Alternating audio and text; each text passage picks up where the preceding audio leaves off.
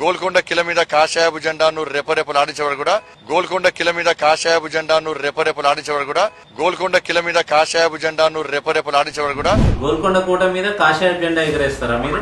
ఢిల్లీలో ఉన్న ఎర్రకోటలో జాతీయ జెండా ఎగరేసిరా, కాషాయ జెండా ఎగరేసిరా? మీరు మీ మోడీని అడుగు ఒకసారి, ఏ జెండా ఎగరేయాలో తెలుసుకో. ప్రభుత్వ బిల్డింగ్ల మీద కానీ, ప్రభుత్వ ఆస్తుల మీద లేదా వారసత్వ సంపద మీద జాతీయ జెండా ఎగరేయాలి, కాషాయ జెండా కాదు ఎగరేయాల్సింది.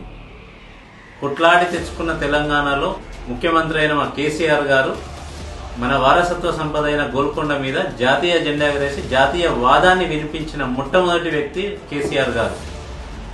గోల్కొండ కోటలో ఎగరేస్తున్న జాతీయ జెండాని మీరు దించి కాషాయ జెండాని ఎగరేయాలనుకుంటున్నారా?